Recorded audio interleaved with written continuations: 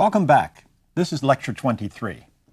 In this lecture, we want to look beyond the strictly scientific considerations of Darwin's theory of evolution by natural selection to the wider social, political, and cultural issues that it generated. In particular, I want to examine two different conclusions that were drawn from the increasing acceptance of evolution in the late 19th century. Let's be clear about something right from the start. These were not conclusions that came from an acceptance of natural selection. We noted in Lecture 21 that we have to distinguish between the general idea of evolution, which had been around for a long time, and the notion of evolution by natural selection, which Darwin presented to the world in his book of 1859. Evolution had been implied by several speculative works of the 18th century, and it had been promoted by German and French natural philosophers at the beginning of the 19th century. And of course, you really have to count Chambers' support of the notion in his book, The Vestiges of the Natural History of Creation, in 1844. That was a different kind of work from the detailed considerations of Kielmeyer, Schelling, Lamarck, and others from earlier in the century. It made no claim to be based on original research, but it certainly brought the idea of evolution into the British public sphere in a manner that couldn't be ignored. So the notion that had evolved from some kind of primitive beginnings to what we see all around us was not something new when Darwin was published. Yet that was still the issue where the public was concerned, not the idea of natural selection. Natural selection was a more technical matter that gave rise to arguments among natural scientists. We saw some of those last time. What the general public picked up from these squabbles was that there was disagreement about Darwin's book. They knew there was something different about the origin of species, but exactly what that was, they weren't sure. Whatever it was responsible for raising the issue of evolution all over again. If folks in Britain had come to accept the idea that some people apparently believed that animal life had evolved, even that humans had evolved, that didn't mean that they approved of it. I can hear it, just hear it now, that general condemnation of how bad things have become. It seems to be present in every generation in one form or another. You know, when people say things like, I don't know what this world's coming to. So the issue that confronted the average person as a result of the appearance of the origin was evolution. To restate something I mentioned back in Lecture 21, one very significant effect of Darwin's work was to give a great visibility to the idea of evolution and to promote a wider acceptance of evolution's reality, even though natural selection was widely criticized. Now, the conception of evolution normally envisioned was a progressive evolution. Recall how explicit that had been in Chambers' book. He was trying to associate the progress he was so committed to as a Whig reformer with natural law, as if progress was inevitable, and the sooner you realized it and got on the Whig bandwagon, the better off for everyone. But progressive evolution was not guaranteed by Darwin's natural selection. Evolution in Darwin's scheme had no blueprint. It could go one way for a while, and then, depending on what happened in nature, it could go in another direction. There was no goal toward which it was striving, as there had been in all previous evolutionary systems. The only thing it guaranteed was an optimal adaptation to whatever circumstances happened to be present. What those circumstances were, or what brought them about, was not a major concern in the way the theory worked. Of course, this meant that Darwin had fundamentally questioned the idea of providence. If there was no need for a blueprint, then clearly a divine blueprint was not needed either. And without that, how could one assume that things were under God's care, that all things work together for good? You couldn't. And that was just too much for most people to get their minds around. So even if you were the kind of person who wanted to be up on the latest science, that just meant that you were willing to consider the possibility that life had actually evolved. And if you were impressed that maybe life had evolved, that meant merely that you might have to adjust some things about your religious beliefs. You probably believed the question was whether you were going to have to stretch your inherited religious beliefs and opt for some kind of deism. That was bad enough, but at least you would still have a God who was in control of history. History was going where God determined it would go, where God wanted it to go. So when people got involved with discussions of evolution in the aftermath of Darwin, the most commonly understood version of evolution was neo-Lamarckian, in which evolution was moving toward a goal. This is one reason why a lot of the talk about evolution involved political issues. They invariably involve a goal of one sort or another, and the goal in political ideas is often vague, just like it can be in religion. In politics, it's the ideal society we're supposedly working toward. Now, the application of evolutionary concepts to social and political questions in the post-Darwinian period is often known as social Darwinism. From everything I've just said, I hope you can see why this label is technically a misnomer. I've always maintained that we should use the term social Lamarckism instead of social Darwinism. But the phrase that has prevailed is social Darwinism. It refers to the general extension of evolution into social and political phenomena. I think I can explain why the phrase social Darwinism prevailed. That's because it's in fact extremely hard to resist the temptation to associate progress with evolution, even if technically you're talking about evolution by natural selection. Natural selection doesn't guarantee progress, correct. But what if I told you that even Darwin himself believed in some degree of evolutionary progress? I've told you that Darwin denied there was any necessary tendency to advance, and that's true. But Darwin was also human, and that means that there were aspects of his outlook that, from our point of view anyway, might not seem entirely consistent. But Darwin was a man of his time. He was not a 20th century existentialist who believed that the cosmos wasn't going anywhere at all. Where humans were concerned, Darwin seemed to feel not only that there had been progress, but that it could continue and would continue, even if it did so at what he confessed to Hooker was a humiliatingly slow pace. And he didn't see this inevitable progress as a contradiction, even if we might want to say to him, wait a minute, you just said there is no necessary tendency to advance in nature, and we're part of nature.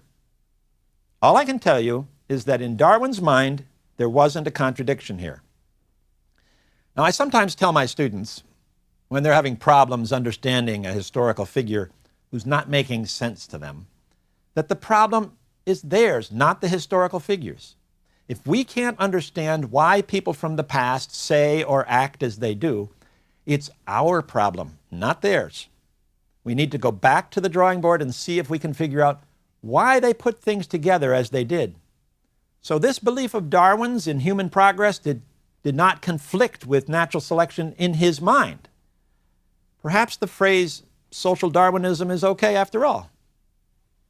I said at the outset of the lecture that I wanted to talk about two different forms of social Darwinism that made their appearance in the years after the origin of species.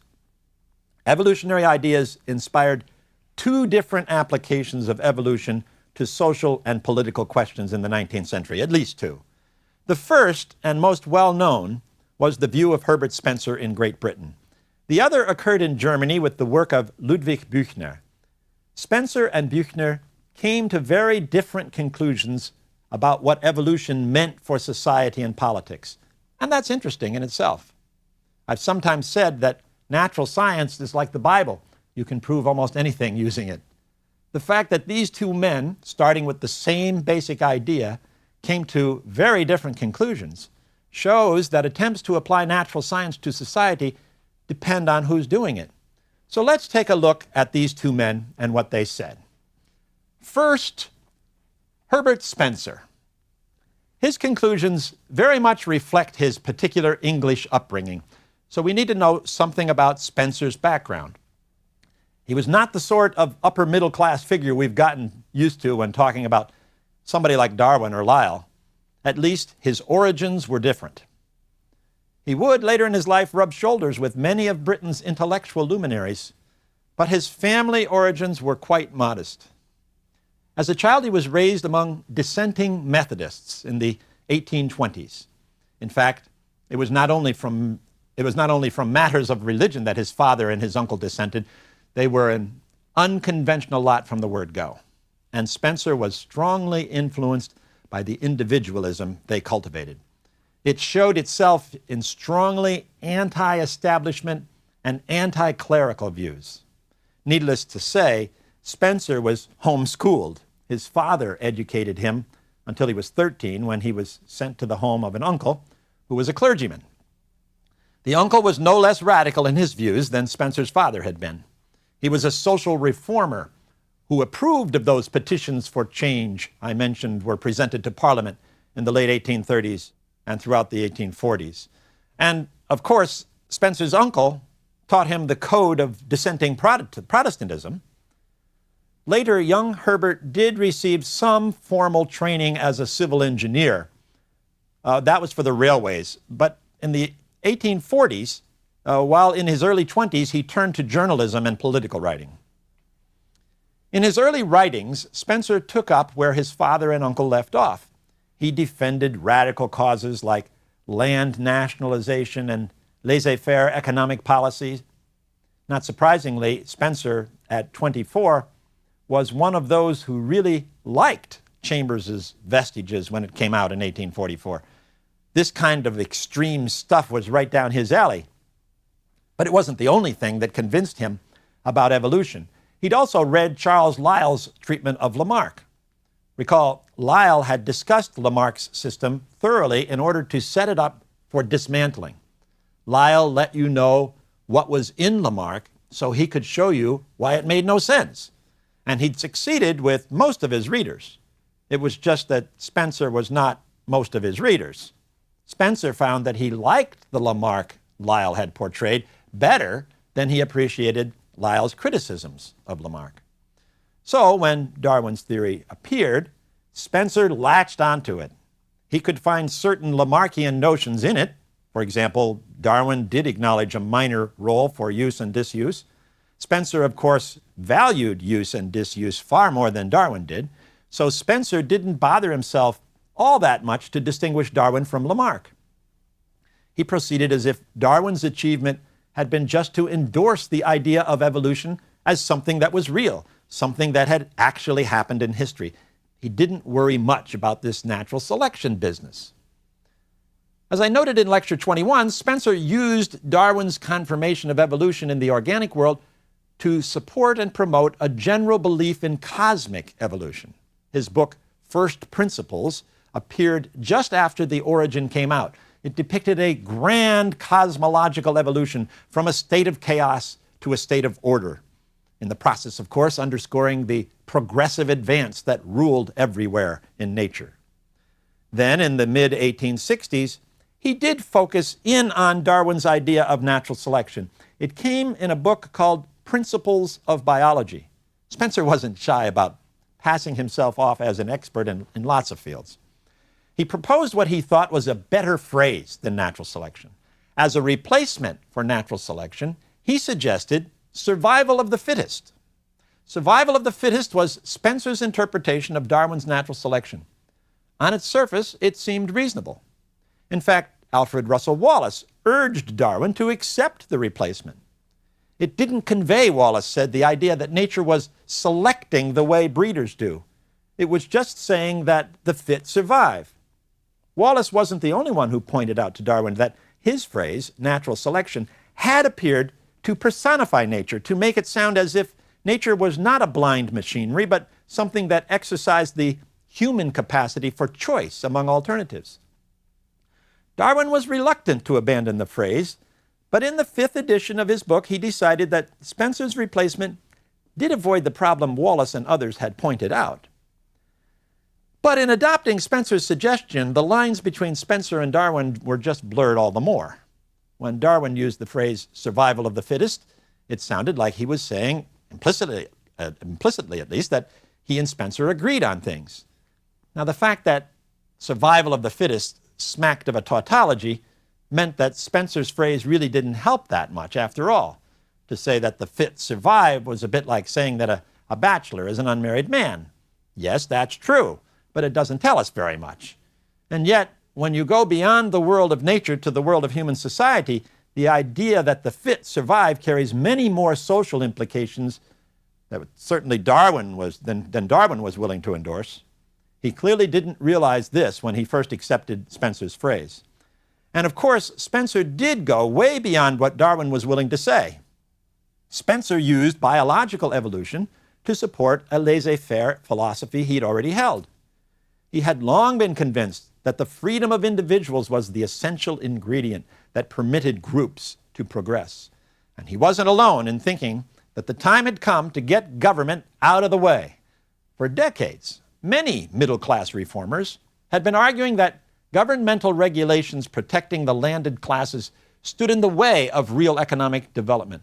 Don't shore up these weak links in our system, they said. So Spencer was happy to enlist the state of nature in support of a hands-off policy in the political state. Look at the way nature does it. The fittest survive, the weak perish.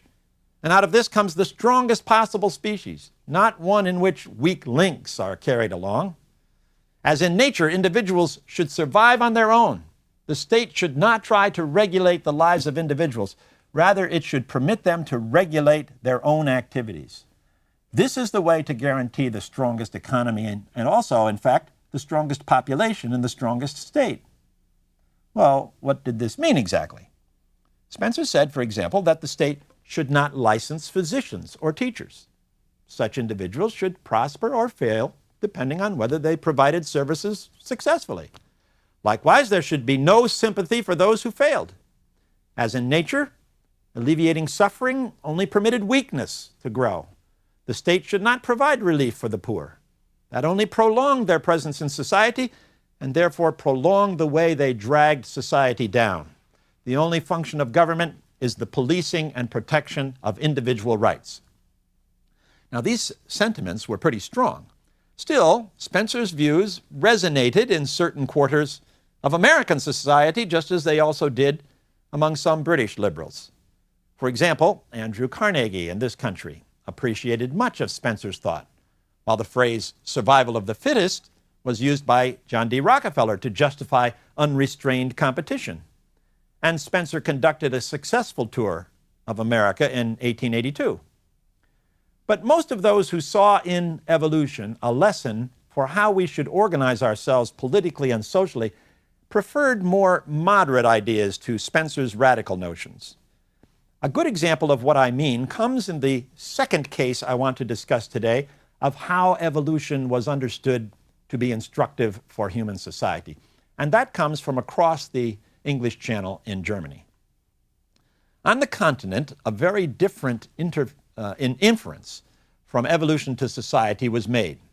The author of this second brand of social Darwinism was a German physician named Ludwig Büchner. As in Spencer's case, Büchner's family's background helps us to understand how he viewed evolution and the lesson that it contained. Büchner came from a politically liberal German family, 3 of whose children were destined to become relatively well known in the 19th century. Ludwig's sister Louisa became very active in the German women's movement, and his brother Georg was one of the earliest communists to emerge in Germany, even before Karl Marx. Georg was also a gifted playwright. In fact, his plays, Danton's Death and Woyzeck, are still performed today. Had he not contracted typhus and died at the age of 23, we likely would have heard much more from him. Ludwig, however, was the most famous one of the family during the 19th century itself. He came to the attention of his age because of a book he wrote in 1855. It was called Force and Matter, and it became known as the Bible of scientific materialism. We're going to learn about this movement called scientific materialism in Lecture 31, but I want to take the opportunity now to discuss Büchner's ideas on evolution and society.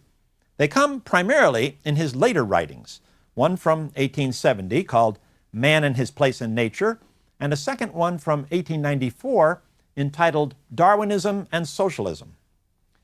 The first thing to notice is that Büchner's understanding of evolution's significance for human society was very different from Spencer's. You can tell that right away because he had little use for the philosophy of laissez-faire that Spencer was so fond of. Büchner, in fact, criticized those who advocated laissez-faire because he said they simply denounce revolutionaries while ignoring the social conditions that lead to revolution. So you can see that Büchner wasn't going to say that everything was up to the individual, that it didn't matter what the circumstances were in which one lived, that all you had to do was pull yourself up by your own bootstraps, and that if you couldn't hack it, well, then probably you weren't going to make it anyway. Clearly, if that's the way it was in nature, as Spencer said, then nature wasn't going to be Büchner's guide in the same way it had been for Spencer. This is not to say that nature wasn't going to contain a lesson. It just wasn't going to be the same lesson that Spencer got out of nature. In fact, Büchner acknowledged that humans were tied to animals. Humans originated, like did all higher animals, from primitive beginnings. The triumph of evolution had made that clear. But he rejected the notion that what reigned in the animal world was automatically good for humans. And that's one of the main things that differentiated him from Spencer. Büchner believed that while humans were products of evolution, they were unique products, because in them, nature had produced a species that was aware of its own past. That wasn't true of the rest of the animal world. So we can't look at humans as if they're just animals. They're more than that. Now, like most people in the 19th century, Büchner also believed in progress. And it's right at this point, where he's insisting that humans are more than mere animals, that it shows. There had obviously been progress in human civilization, even though evolution taught that human origins had occurred among animals. Clearly, the human animal had made substantial progress since then, enough to distinguish itself from all other animals. Humans had developed consciousness, and that enabled them to rise above the rest of the animal world. And that also meant that as members of the only species who understood where they had come from, humans were now responsible to take charge of their own future. It was almost as if humans were now exempt from evolution, that they had to protect their own interests over those that nature imposed on all species that were animals and nothing more.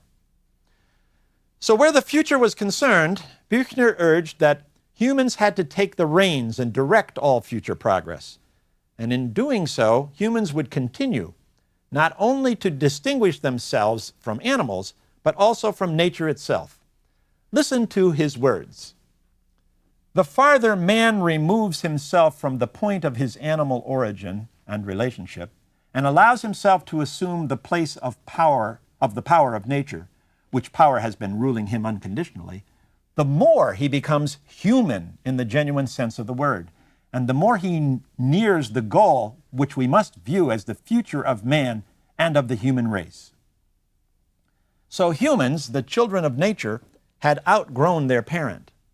Yes, nature would continue to affect them as animals, but that was the only way nature should be allowed to affect them.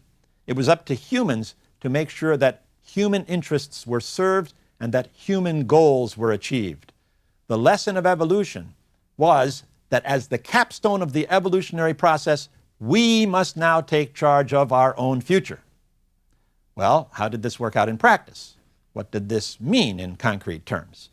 Exactly what were the implications for society of this different attitude from the one we saw emerge over in England? In fact, Büchner did draw some general and specific conclusions from his understanding of evolution and its lesson. In general, he believed that the human species had to equalize as much as possible the means by which humans began nature's struggle for existence. So he granted that an important aspect of human life was the struggle for existence. We were, after all, animals too, so we couldn't escape nature's struggle for existence. But to engage in it as humans, we couldn't just go at it in a war of all against all. We had to do it as humans, and that meant for him that we should begin with an acknowledgement that we were all in it together. That is, we should all begin this unavoidable struggle as much as possible on an equal basis. Well, how would he propose to accomplish this? He had a couple of specific ideas on that. Basically, it came out in the form of his fundamental social and political stance. the social and political implication of our unique evolutionary past was, for Buechner, a modified form of capitalism. This is how it worked. All humans should begin the struggle for existence on as equal a basis as possible. This meant, for example, that rights of inheritance should be limited. In a later work, he said eliminated. Why? Because if one person were to inherit a good deal from his parents, while another received little or nothing, then they were hardly beginning the struggle for existence on an equal footing. So if we eliminate rights of inheritance, we take care of that inequality. In fact, it does more than just that. It also protects the rights of the individual. You see, although everyone had to begin the struggle for existence on an equal footing, Buechner was under no illusion that everyone would perform the same way in the struggle itself. He acknowledged that there were natural inequalities among humans. Some would do well in the struggle, while others would not do as well. If you did well and amassed a good deal of wealth and property, that was yours. It wasn't going to be taken away from you. Buechner had no use for the Marxist communist movement, which by the end of the century had shown itself, nor did he endorse the agenda of the Socialist Party that was beginning to become a force within German politics. No, you were free to become as rich as you could, provided, of course, you respected the law and the rights of others along the way.